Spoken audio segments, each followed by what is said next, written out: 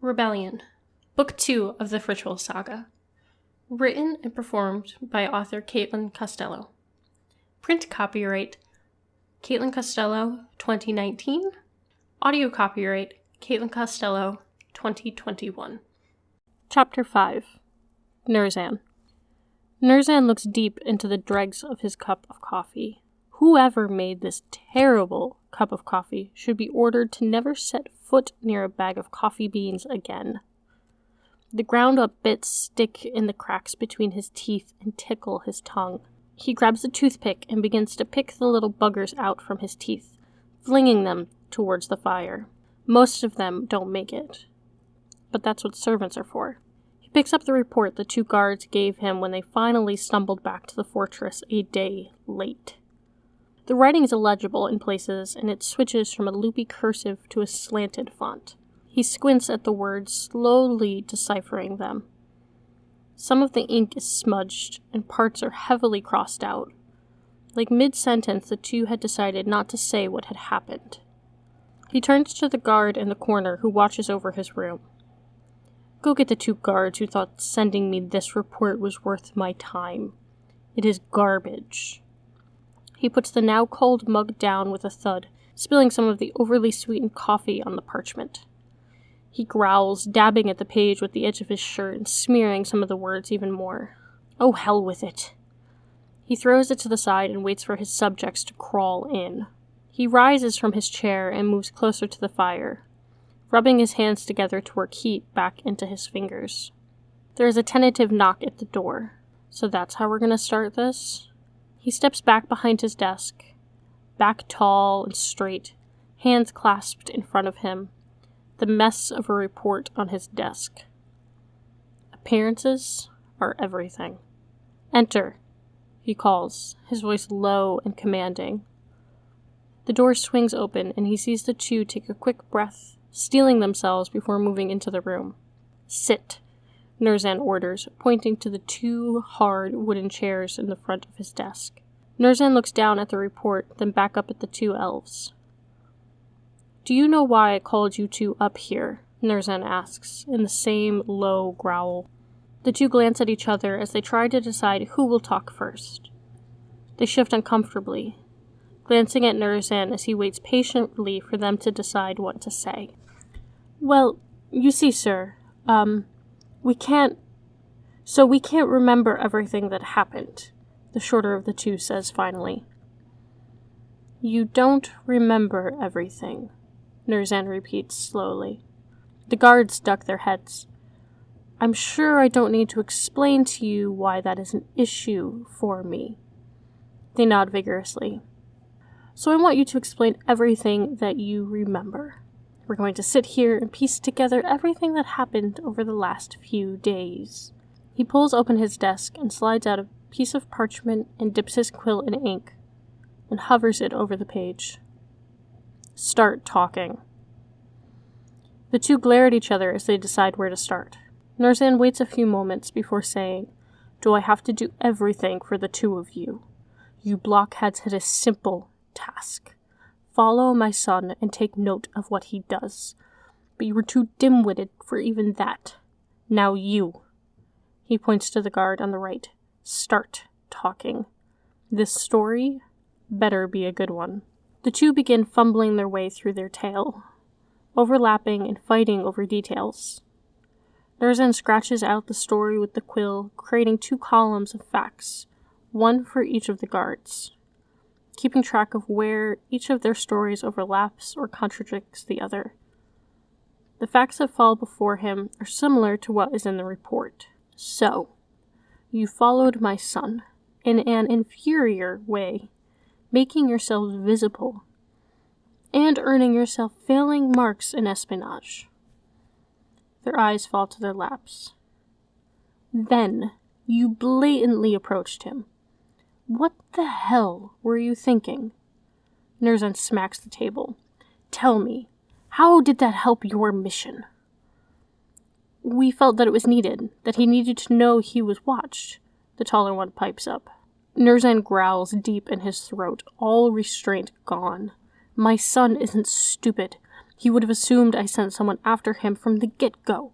That is the sort of brains it takes to be a Dark One. Common sense was a gene neither of your mothers blessed you with. He gets up and starts pacing. Baron would have known someone was going to follow him. That is how I taught him to think. Now that you have made yourself so clear, he's going to disappear. That's what I would have done. You have not only cost us our only contact, but my son. They cower from him as his voice rises. Then you had the audacity to presume that he is the spirit ritual? Just because he was able to talk you into leaving him be? He scoffs. My son is skillful, but he is no ritual. We tried to teach him to use dark magic. He was inadequate, to say the least. The idea that he could be a ritual is plain laughable. He has nowhere near the level of control that I and my fellow generals do. They wanted me to get rid of him because of his inability to cast, but he has a brain on his shoulders. More than the two of you combined. Get out of my sight. He growls. The two look at each other. But, sire, the short one says, rising from his chair. Get out! Nurzan roars, advancing towards them. They scramble for the door, running into each other like a couple of jesters vying for the best way to entertain the king before rushing out the door, which slams behind them. He turns to the guard that stands watch in the corner. You leave too. Go find me Broderick Dorcas. I may call you back when I am done speaking with him. Nurzan slumps back into his chair and rubs his forehead. Why were all the people that worked for him complete morons? Tailing someone isn't an impossible job. You just stick to the shadows as any Dark One should. It isn't that hard. Another knock at his door, with more confidence than what those two had signaled their entrance with. Yes, enter. Nurzan sits up, leaning forward on his steepled fingers. What are we working with? The elf asks once the door is closed. Nurzan hands him the 2 sheets of parchment without hesitation. Broderick scans the guard's document, his eyebrows knitting together in confusion. Then he reads the second one Nurzan made. He goes over them both again. What is this garbage? He asks, comparing the notes. Baron? Seriously. Were these the ones Grayson called his best men? Nurzan sighs. He said that they were one of his newest set of graduates, so I assumed they would be competent enough to do the job. We both see where that got me. The elf, who had been Nurzan's aide and advisor for many years, nods. Well, if you look at the recent statistics, his recruits haven't been his best choices yet. I took a shot. It was a poor shot. He runs a hand over his short, coarse hair. It was the first solo mission I ever gave Baron, so I wanted him watched. Is there anything wrong with that? He asks. Broderick shrugs. Do you believe that it is him? Broderick asks. If you do, we can use it.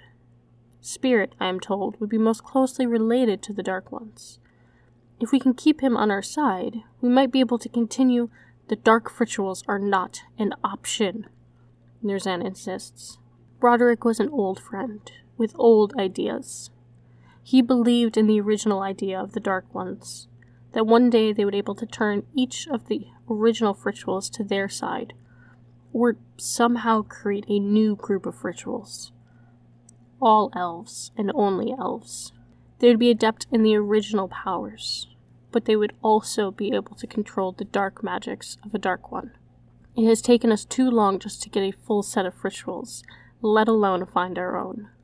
We test each new member, and 1 in every 10 can control any form of magics. You know this. Why do you stick to something that you can't have? I'm not speaking as a dark ritual, just as a Dark One. Imagine the powers he could have, what he could control. It would give us access to so many things.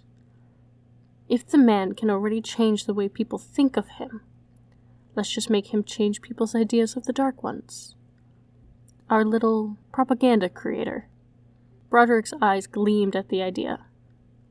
Do you believe it is him? He asked again. I don't know. He's never had a great number of abilities in the dark magics. I want to trust him, but I know this isn't something he controls. If by some strange twist of fate, he is. Broderick leans back, thinking of what to do. What if we set up a bunch of alarms around the city, and if he, or whoever the ritual is, sets them off, we can have them set to show their image. Then, we'll know who it is. Nurzan nods. Catch them in the act. Then we can move into the city. Should we start sending men in uniform? Then we can let them know when to move. Broderick nods. All right. I will let you develop the traps and images. Let's just hope for Baron's sake that he is not the one we are after. Nurzan says, folding the report and his notes up and sticking them under the other files on his desk, where no one would think to look.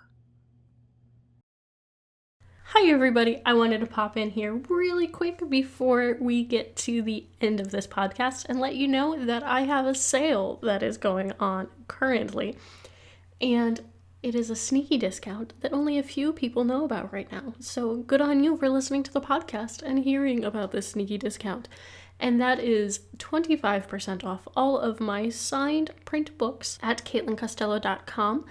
And that is with the code MOVING, because I am moving at the end of July and I need to reduce some of the stock of books that I have on hand. Unfortunately, I have quite a few books ready for people that were expected to go out last year to book events that sadly were canceled due to the health and safety of everyone around us.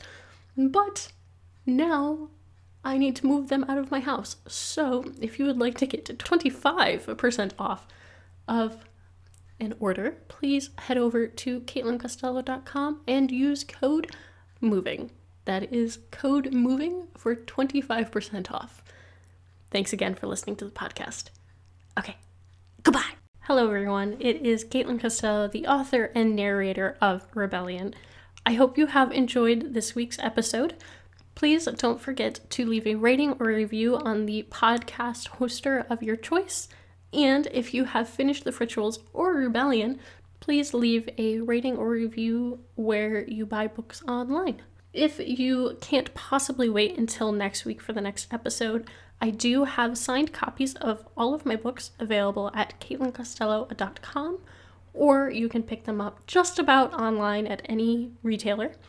You could also, if you are not financially able to purchase a book at this time, check out your local library and see if you can place a request to get that book in. Thank you so much for listening to this podcast. It means more than you know, and I will see you next week. Bye!